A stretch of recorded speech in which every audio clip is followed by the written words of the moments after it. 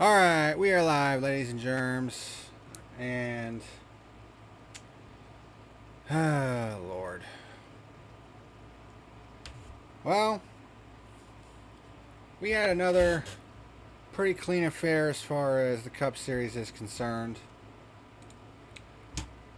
And it actually turned out to be the fastest race time-wise in the modern era of NASCAR. It was also pretty goddamn uneventful. So much so that I only have one page of notes. Yeah. So this will probably be a quick review. So let's go ahead and get into it. This is the fuel. This video is sponsored by Dubby Jitterless Energy Blend. Click on the link in the description and use the code PackerMan to save 10% on any order.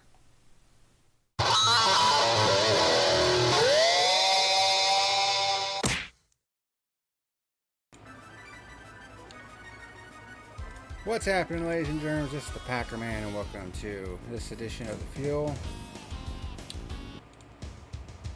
In this edition, we're going to be talking about the 2023 Go Bowling at the Glen from Watkins Glen International, our second straight road course of the season, and I believe number 5 on the year. I've kind of lost track. But I know there's one more left, and that's the Roval, and that's coming up here real soon. But yeah. Like I said in the intro, this was the shortest race time-wise of any race in the modern era of NASCAR since 1972. The time of this race was 1 hour, 58 minutes, 44 seconds. And bear in mind, this race was 20 miles longer than last week. Yeah. Cat, would you please quit doing that?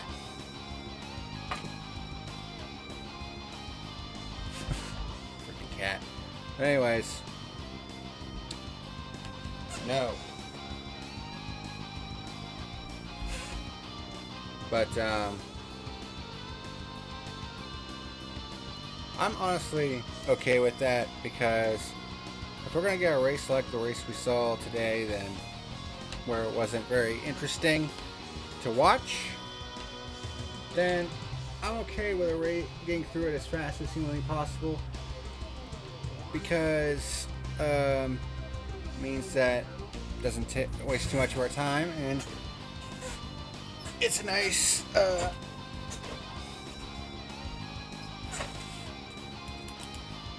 viewing experience. And I'm honestly fine with races not overstaying their welcome. And we only had one caution once again, and it was for Chase Elliott running out of gas, and that was basically it. Cat, would you please quit that?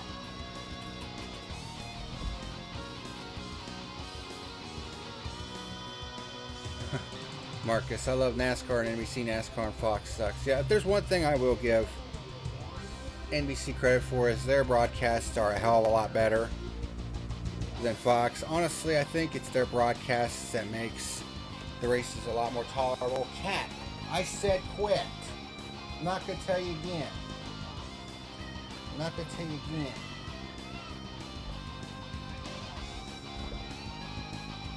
Yeah, like I was saying. Yeah, broadcasts on NBC are a hell of a lot better. It honestly makes the races, even the boring ones, a lot more tolerable, because they actually fucking try to make them interesting, unlike Fox, which just ships it in every fucking week. I mean, we already see that from the Truck Series. You know what I mean?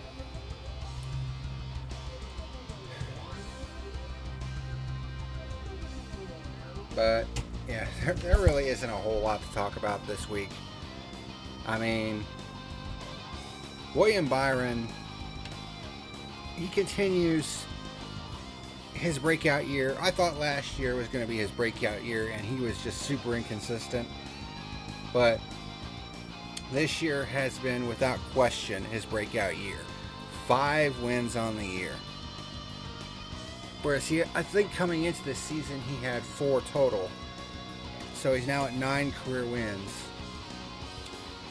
And he's going into the 2023 playoffs with a shit ton of playoff points.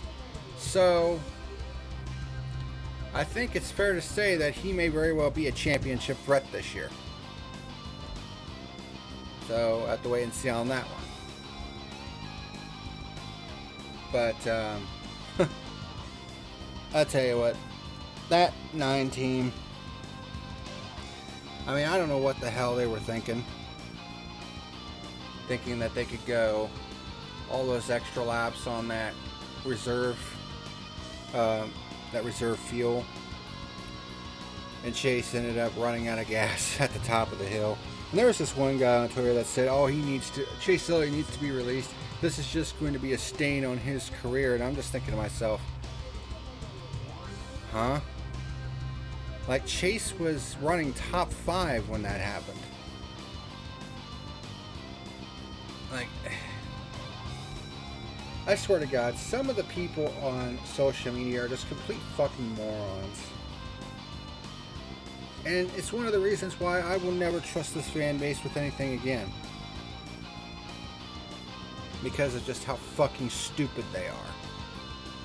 So he's having a down year. Big fucking deal. Everybody has them.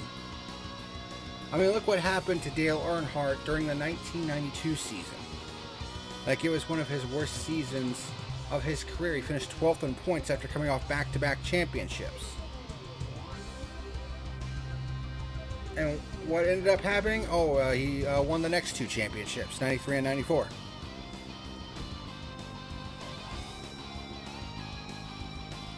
So Chase is having a down year. Dealing with an injury that kept him out for 6 races. I mean, that'll do that to you. And it's not like he's been lacking for speed either. He just hasn't been able to find his way to victory lane. I mean, that's just the reality of the situation.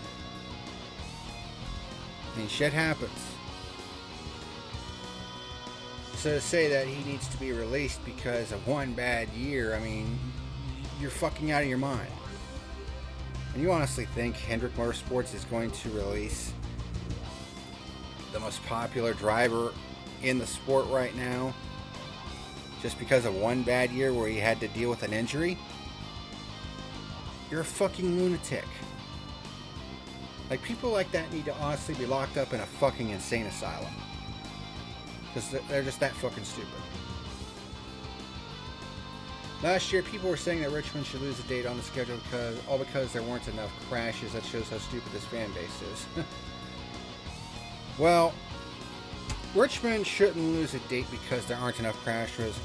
Richmond should lose a date because, A, it's not getting the audience that it used to get. I mean, I remember back in the 2000s, that place would be fucking packed to the gills all the way around the racetrack. You would see light bulbs flashing and all that stuff. I mean, it was an unbelievable sight. But nowadays, not really so much. And honestly, it's getting to the point where there really shouldn't be all that many tracks that should have 2 dates, truth be told. There are a lot of tracks on this schedule that don't deserve 2 dates and don't need 2 dates. Darlington doesn't need 2 dates. Atlanta doesn't need 2 dates. Kansas sure as fuck doesn't need 2 dates, even though it produced one of the best races of the year. But, I mean, it's a generic fucking racetrack in the middle of, Tornado Alley. Like, it's a generic fucking cookie cutter that we already have in Las Vegas. Phoenix should not have 2 dates because the racing there is absolute fucking garbage now. Like, I can't believe how much they fucked up the Phoenix Raceway. Like, that track used to be one of the best fucking tracks in terms of racing on the entire circuit. And with all the new additions that they had, all that runoff area that they had and having the dog leg now, banking in the turns, moving the fucking start-finish line, they completely ruined that track. They really have. As far as I'm concerned, it doesn't deserve to have the fucking championship finale with how boring it has fucking been there the last couple years. And yet, it's already been confirmed that they're going to be the championship finale again in 2024. which shows how fucking stupid NASCAR is. All I can say is come 2025, there needs to be a different finale. Because Phoenix fucking sucks now.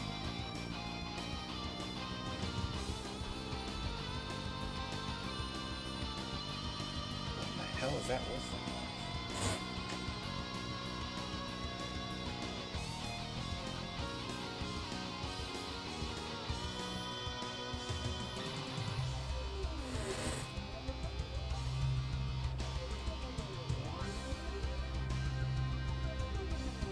That was weird. I was hearing some kind of whistling noise. Maybe it was coming from outside because I just heard a car door slam. Maybe it was somebody on their brakes. I was wondering what the hell that was. But yeah, as far as I'm concerned, there should only be 5 tracks that should get 2 dates. Daytona and Talladega, obviously. Las Vegas, because it's been the best mile-and-a-half track overall over the past couple years. Yeah, it's been great to see new tracks over the past couple years. But Daytona, Talladega, Las Vegas. Also, again, Las Vegas because of the city. I mean, it's glamour glitter. In addition to producing the best racing there, as far as the mile-and-a-halfs are concerned. 4th would be Charlotte for 2 reasons. One, it's basically the hub of a large majority of the teams. And 2, it has the Coca-Cola 600 in May, and then for its second race it has the Roval, which, other than last year, has been must-see television. So I can see Charlotte keeping its second date for that reason. And then the 5th and final track that should keep 2 dates is Martinsville. Because while Martinsville has definitely suffered the most out of all the short tracks from this car, which produces some pretty shit racing on short tracks and road courses for the most part, that's not necessarily the track's fault, because we've seen in recent years, in particular the November race, the penultimate race, it's seen some pretty crazy moments, including, of course, the all-time legendary Hail Melon, which actually got me jumping out of my seat when that happened, which NASCAR moments never do that for me anymore. And that one literally had me jumping out of my seat. And number 2, Martinsville is the last remaining charter track on the schedule. And what do I mean by that? It's the only racetrack that has been a part of every single Cup Series season. Not very many people know that.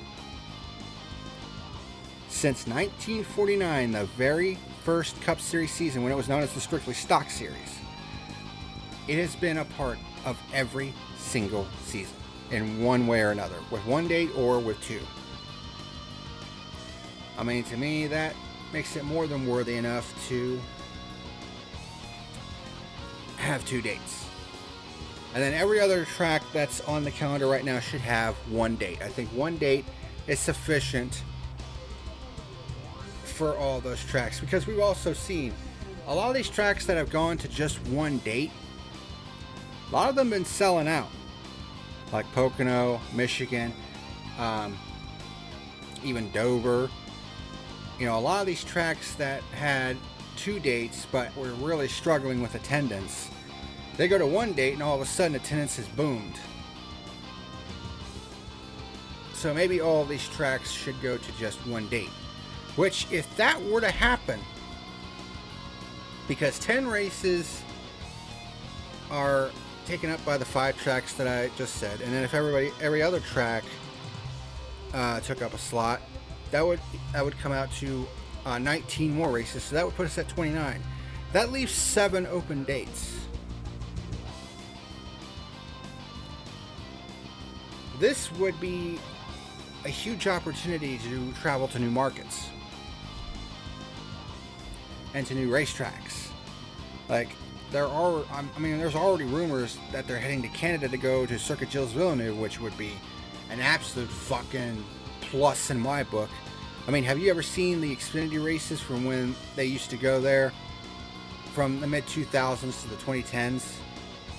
Like, that was easily, other than the Daytona 500, probably the most anticipated NASCAR race on the entire fucking calendar for me, just because of how much of a banger those races were.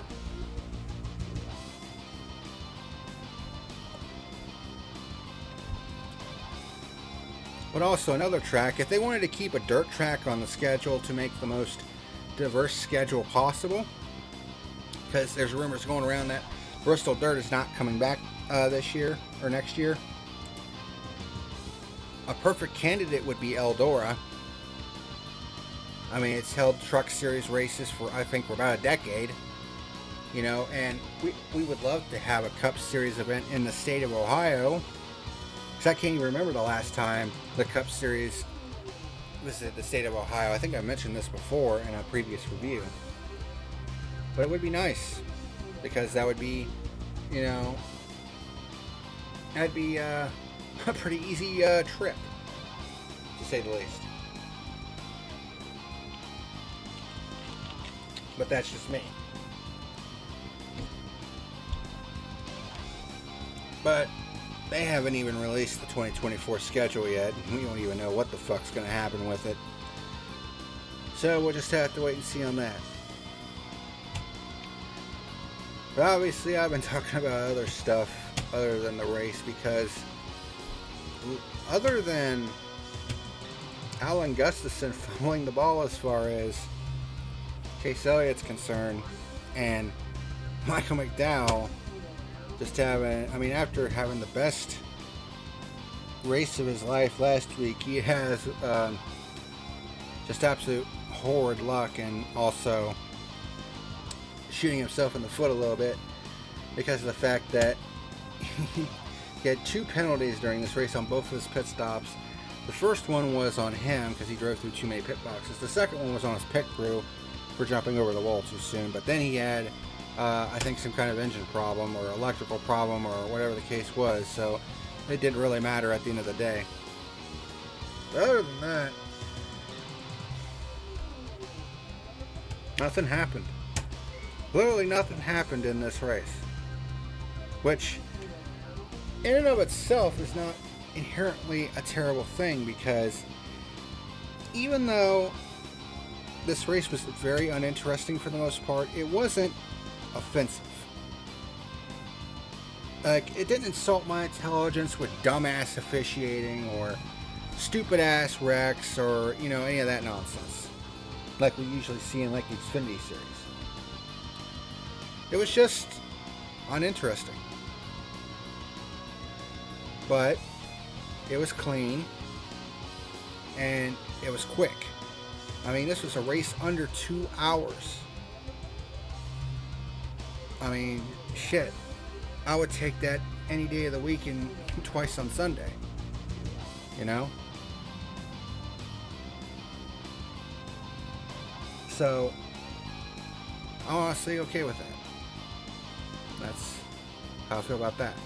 But yeah, not really a whole lot happened, so yeah, not really much else to say. Just a really, really uninteresting race. There were 6 lead changes overall, so you had another race with single-digit lead changes, which it was a road course, so it's to be expected. We had 1 pure lead change, only 1 caution though. 1,479 green flag passes, which comes out to 17.2 on average per lap, which is not terrible. And I put a comma right there. Jesus Christ. I didn't even notice that until now. Willia, comma, Byron. No, it's William Byron, who led 66 of the race's 90 laps. And that's pretty much it. I mean, there's not really much to talk about this week. At least there's no stupid ass controversy, and you know, I'm not raging out in the camera like I've done the last couple weeks. Like, I get so tired of that. Honestly, I think I'm just burnt out on doing all these fucking reviews. So I think next year I'm just going to go back to covering just the Cup Series again. because between Cup, Xfinity, and trucks, I mean, that's almost 100 fucking races that I have to review this year. That's just too much. So next year it'll just be the Cup Series once again, and we'll just leave it at that. But this race was uninteresting, extremely boring in a lot of parts. There was some interesting racing, like there was a good battle for second a little bit, and then other times there were some good battles at the bottom half of the top 10, much like we saw in Xfinity yesterday. But other than that, it was just an race. I don't really care to go back and watch it, but I mean, it was pretty harmless race, honestly. No controversy, no dumb officiating or any of that nonsense. You know, it was just a race. It just kind of sucks because Watkins Glen is usually one of the best road course races of the entire year. I mean, but the law of averages is going to catch up eventually, so I mean, I guess I shouldn't be surprised that it would have a dud at some point. So it's to be expected, you know, with the law of averages. But, you know, it is what it is. So I'm not going to go too hard on this race. I mean, it was a below average race, but I'm not going to slam it too hard. Simply because of the fact that it didn't overstay its welcome at all. I mean, less than 2 hours. I mean, that's just an in and out real quick. It was clean. No controversy or any of that nonsense. So it was fine. You know, Daytona will probably fill that void for chaos next week. I'll tell you that much. So we'll look forward to that. But yeah, my final rating for the GoBowling.com at the Glen is a 4. I'll go on my Bret Hart shit and give it a 4 out of 10. And we'll just leave it at that. Pretty uninteresting race, but you'll get those every now and then. At least it didn't have dumb shit, so that's the important thing. But that's going to do it for this edition of The Fuel. I'm probably going to feed the cats and go to bed because it's looking like another fucking long week of work. Enjoy. But thank you very much for watching, and until next time, this is the PackerMan signing out. See you later.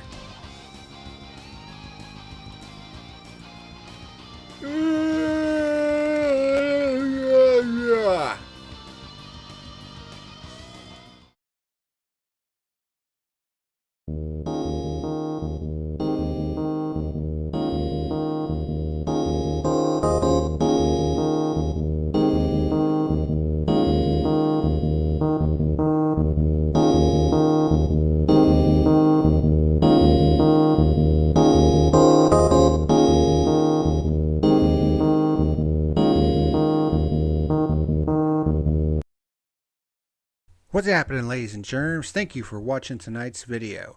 If you're interested in sponsoring the channel, there is a link to my Patreon down in the description box below. Otherwise, hit like and subscribe if you want to continue watching great content like you saw today. Thank you very much for watching, and until next time, this is the PackerMan signing out.